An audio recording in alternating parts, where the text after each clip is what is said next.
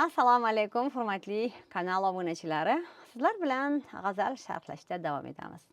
Hozir Boborahim Mashrabning eng mashhur g'azallaridan biri O'rtar haqida gaplashamiz. Bilamizki, Boborahim Mashrab asosan ilohiy ishq mavzusida she'r yozgan va bu she'r eng mashhur g'azallardan biri. Keling, dastlab o'rtamoq so'zining ma'nosini tushunmasak. Nima degani o'rtar degan? Men nazarimda o'rtanish degani ichini kuyishi, yonishi, qattiq iztirob chekish, go'yoki ichingizdan bitta narsa tirnayapti-yu, yuragingizni yara qilayotgandek. Qattiq iztirob chekishni men o'rtanish deb tushunaman. Agar oshiqlig'im aytsam, kuyib jonu jahon o'rtar. Bu ishq sirrin bayon etsam, taqi ulug'on o'rtar. Agar men oshiqligimni aytsam, ya'ni Allohga bo'lgan ishqimni aytsam, butun jon, jahon o'rtanib, yonib ketadi. Men ishqimni sirini bayon etsam, yana odamlarning mol-mulki bor, narsasi bor, bu hamma narsa yonib ketadi, kuyib ketadi. Kishiga ish o'tiydan zarrai yetsa bo'lur giryon, bo'lib besabru betoqat, yurak bag'ri hamon o'rtar.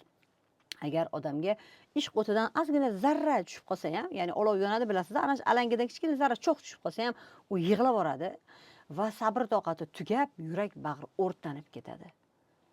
Nechuk toqat qilay do'stlar, bu dard ila bo'lib hayron, g'amim boshqa, alam boshqa, yuragimni nihon o'rtar.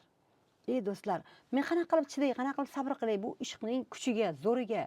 Men bu dard bilan hayron bo'lib qoldim. Meni g'amim boshqa, alamim boshqa, yuragimni yashirin holda o'rtayapti. Meni behonimon tinmay kuyib har dam firoqingda, nigoro deb oting aytsamki shavqingdan zabon o'rtar.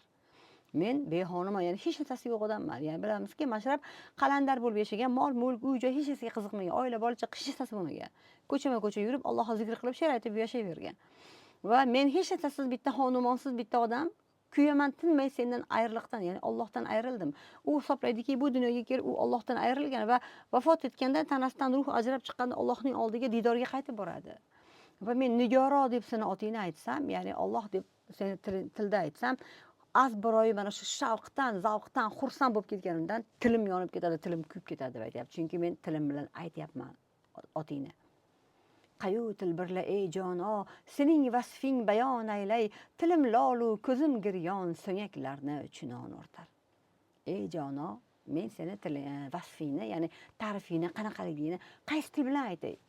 Tilim lol, ko'zimda yosh, so'ngak bu o'sha skeleti, tanasi, suyagi, hamma narsasi go'yoki suyaklarigacha og'rib, zirqirab ketyapti, kuyib ketyapti.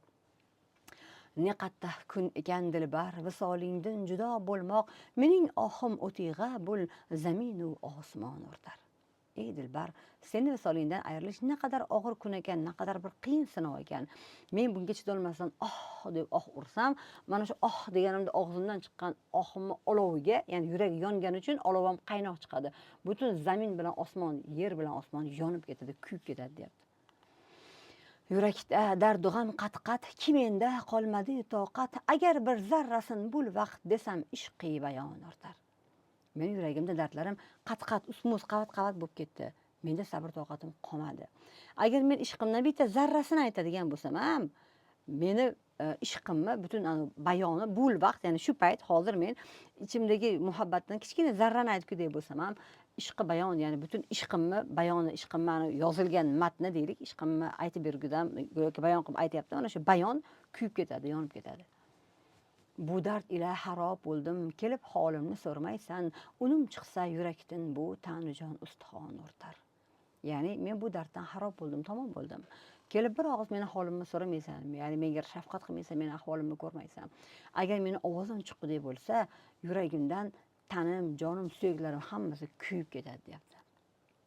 Bu Mashrab dardini jonoki hech kim boshiga solma, agar mahsharda ursam behishti jovidon o'rtar. Ey Alloh, Mashrabning bunaqa dardini, ilohiy ishqqa chalingan mana shu dardini mendan boshqa hech kim boshiga solmagin. Agar men mahsharda, ya'ni qiyomatda mahshar maydoniga hamma bandalar yig'iladi. Ana shu mahsharda hamma yig'ilganda, oxirat kuni men bitta uradigan bo'lsam, jannatam yonib ketadi, jannatam kuyib ketadi deb aytyapti. G'azalning men tushungan mazmuni mana shu. Agar siz uni boshqacharoq sharhlamoqchi bo'lsangiz, albatta quyida yozib qoldiring. Hozircha xayr.